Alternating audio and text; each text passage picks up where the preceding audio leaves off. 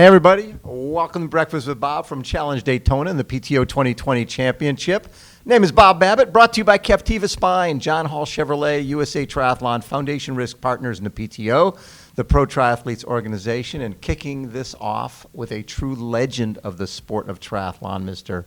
Javier Gomez, Olympic silver medalist. My favorite stat is from 2007 to 2019 on the World Championship podium 11 times in 13 seasons. That's unbelievable. Javi, how you doing? Very good, Bo. How are you? It's great to be. I'm spectacular. So this race, when I look at it, pretty flat bike course, probably not totally set up for Javier Gomez.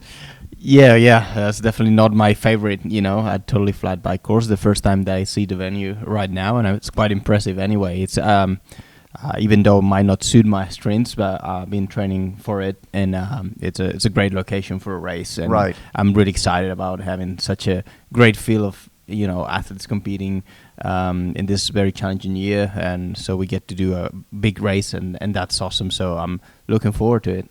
Also, you renew a rivalry with Mr. Alistair Brownlee. How many times do you think you've raced that guy? I don't know. It's been over a decade already. Yes. I remember racing him for the first time probably in 2007. Well, he was still a young kid, so was not really a contender yet. But soon after that, since 2009, we had great battles, especially in ITU racing. Yes. And then also half Ironman, but mainly the ITU ones. And it was great. I think it made us both better athletes. No question.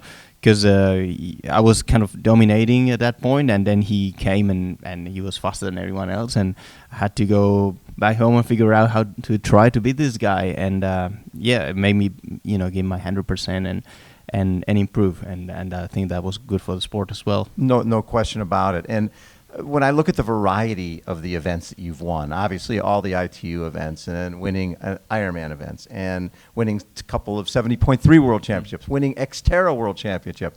In terms of that balance, trying to balance all that, how hard has that been? Yeah, I mean, when you have a long career, I guess you need to keep looking for motivation for things, right, and get yourself out of your comfort zone and try different things. And even though I was mainly focused in ITU and my biggest success has been in ITU, I always love to experience different things. The Xterra I only did once, but with a great result, winning the World Championships, or 70.3 was a distance that I always loved, and I started to do back in 2013-14, combining with ITU, and eventually long course racing since 2018. I was more focused on that. Right. Last year I won an Ironman as well, so it was fun to keep yourself motivated with different type of events. And even though now I'm more focused on Olympic distance again, having the Olympic Games next year, hopefully. But I think 70.3 distance, half distance, and Olympic is something you can combine. As an athlete like myself, that's I'm not a big fan of sprint races, so probably longer races than Olympic suit me a bit better. So yeah, and I enjoy the training for both, on the TT bike, on the road bike. And right. It's been great.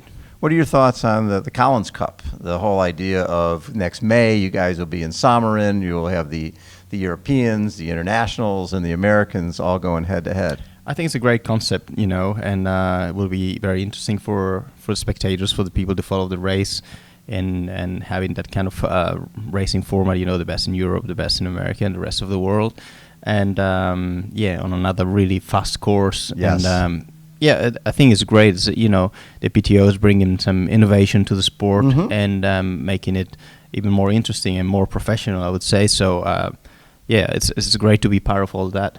And $1.15 million. Mm-hmm. Is this the biggest prize money race you've been in?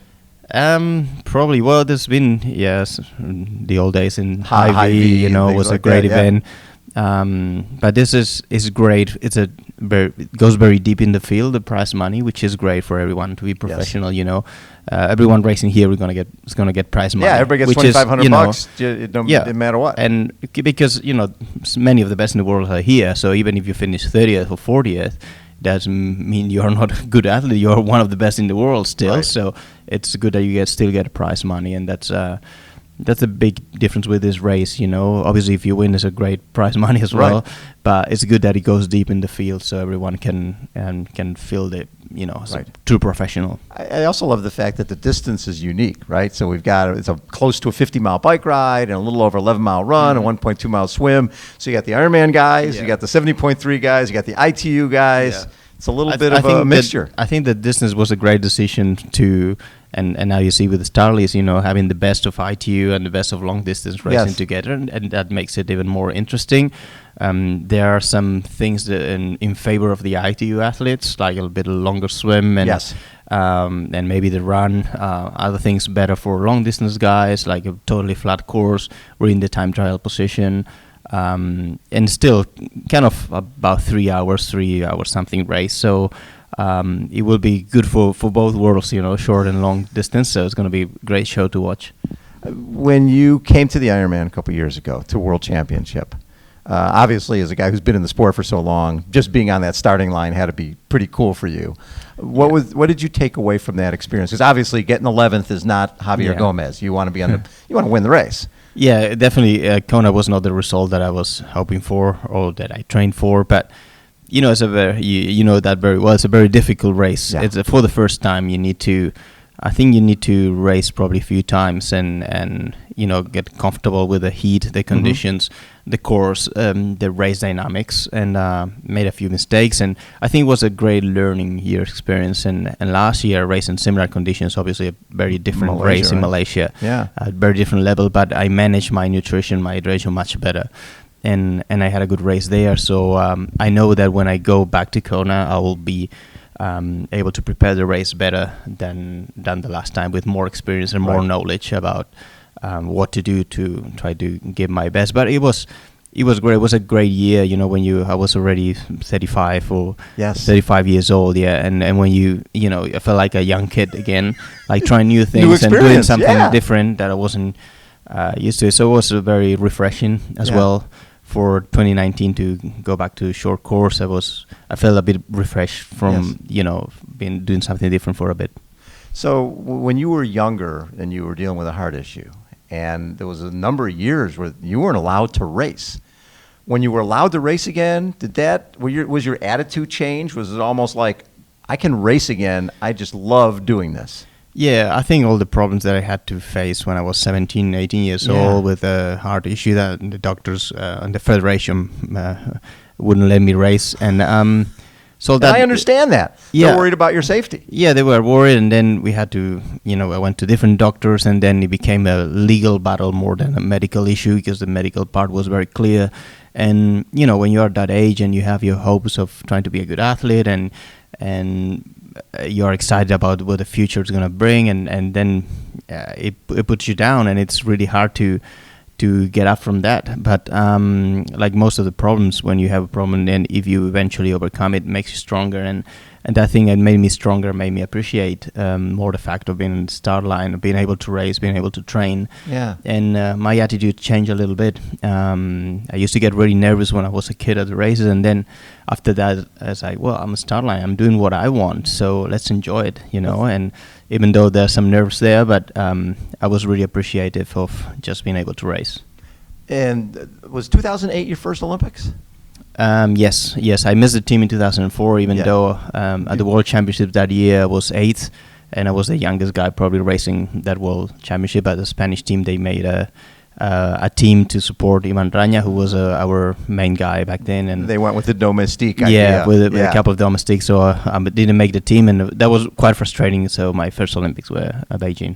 And Beijing, you went in as the overwhelming favorite, right? Everybody thought, Javi's going to win this race. Yeah, and I had a great season, probably too good at the beginning of the year. I was too fit in March, April, winning everything that I was racing, all the World Cups, and won my first world title that year, a couple of months before the Olympics in Vancouver. And there I got injured, actually. So from that point, the last couple of months of preparation, I struggled with an injury, and probably my fault of, when you want to push too hard and you want to get better and better, you always think that you can improve, and when you're already very fit, it's very hard to do that. So it was my mistake. And I wasn't at my 100% of the Olympics. I didn't race well. I did the best I could, which was enough to be fourth, but not to win the race. It was pretty fascinating because I remember watching video of that race. I remember watching it live, and here you had, there was like three of you, and then here comes Simon Whitfield, right? And then he just goes. Yes. And then it was like everybody scattering, and then Jan takes off. It was crazy that last 200 meters. Yeah, Simon was amazing. And when I look back at that race, I wasn't very fit, but Simon was dropping all the time from the three of us. So it was most of the race. It was Jan and Bevan Doherty, myself, and Simon like 50 to 100 meters back. And then we would slow down, and then he would catch up, and then we'd drop again.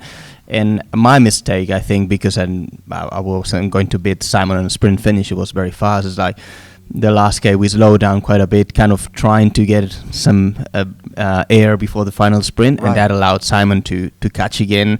And then he had an amazing sprint, and I was the fourth guy, so it was quite tough, when you are supposed to win and everyone tells you that you have to win, and you have such a great year, and then you don't perform at your best level in that race. It's hard, but it's something that happens in sport, and another learning experience, and just move forward. That Olympic experience, the first, had to be pretty special, just being there. Yeah, it's special. It's a totally different event. The race itself is the same. You're racing the same guys on the same course, and of course I raced before, but everything around it is very special, and being able to be with other athletes and the hype around the event is just unbelievable. So, and one hand it was a great experience, and the other hand it wasn't that good because of my result. But yeah, I mean, when I look back now, it's it was great to be part of that, and again, a lot of learning towards the next one in London, where I had a good race. Yeah. Well, you had a great race in London, getting the silver medal, and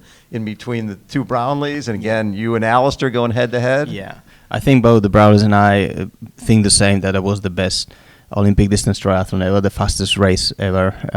The run, I think, was the fastest I ever ran. Did he ran 29 flat or something? Yeah, 29 flat, and the bike was pretty fast as well.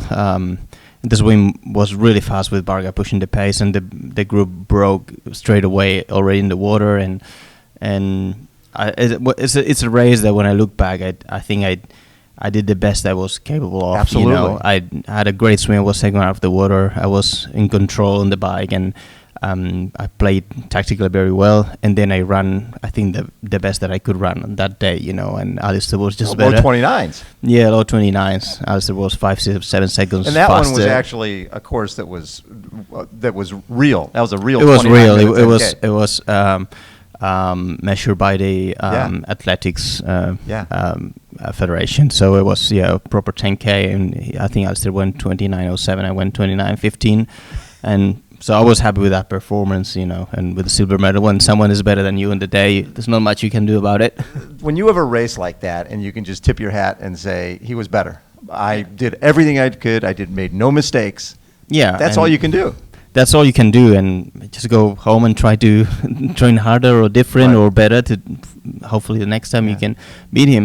But I was satisfied with that race, and however, Beijing, I knew that I wasn't at my best level. Right. Even the year before, when it was a World Cup on the same course, I ran much faster than in the Olympics. So I knew that I was capable of more, but I got injured, and which is part of the journey. It was my fault when you don't prepare things properly, I guess, or when you tend to overtrain, and that's a risk that you have of getting injured. But when I look at that race, I see that I wasn't performing at my best, and in London I think I performed at my best level. No question. So if someone told you going into the 2008 Olympics that Jan Frodeno was going to become one of the most decorated triathletes of all time, was going to go win the Ironman 3 times and hold the course record, would you have been surprised?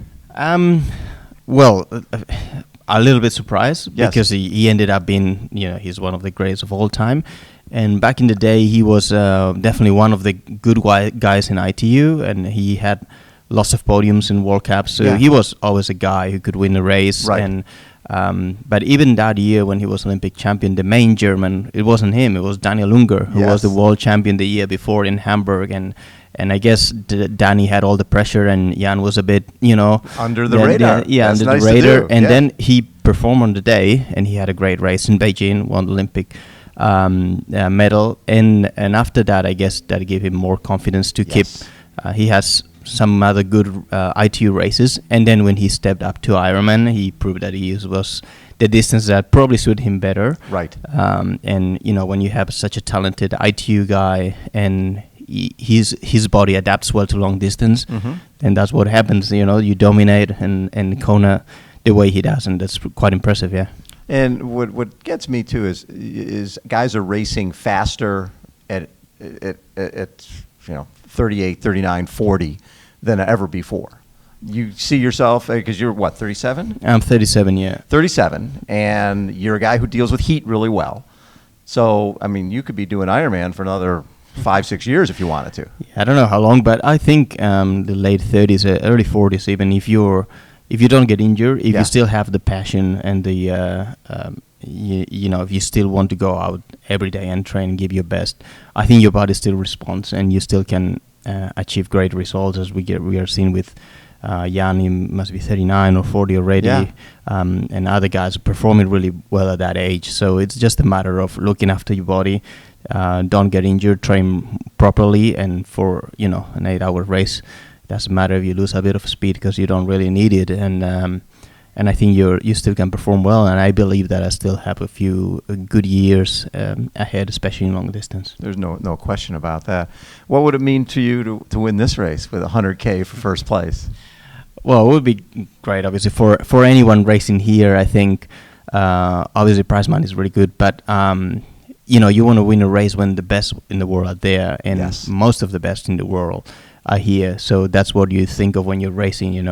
It's exciting to race Alistair, race Vincent Lewis, to race Sanders, the best in long course, the best in short course, and then if there's a great prize money, even better. But it's the fact of racing the best one what excites me, and it would be amazing, especially, as I said before, in a tough year like this, that we didn't have many races or many opportunities to race the best ones. So I think it's a great thing to be able to be part of this race. So for this next year, you've got the Olympics in Tokyo. Now, you're already on the team. Is that something you have to go qualify? What's up on that? Not officially yet, but I hope I'll be in the team after my results in 2019, where I finished third in the World Series. And that's going to be my goal until July. I'll be focused on Olympic distance, and after that, I guess the rest of my career will go towards long distance and Kona. So it's pretty exciting. With Malaysia, with that win, right? Is that you're in for 20? I mean, I'm qualified, so that's good. I could do it after Olympics if you feel like it. If I wanted to, and we'll see how the year goes. But it's a possibility to be there. Love it. Javi, as always, thank you for always being so generous with your time and what you've done for the sport. Have you seen a huge growth in the sport in Spain? Yes, and I've been racing for 20 years, and the sport is completely different now than it was in the late 90s when I started, or even just 10 years ago. Yeah. It's getting a popular sport. We have lots of races, lots of clubs, kids, and triathlon people, like coaches and everyone trying to support the sport, and it's great to see. It's great to see the growth of the sport in Spain and having some more media attention as well. And I'm proud of being part of it. Love it. Javi Gomez has been our guest, everybody. Hold on. We will be right back.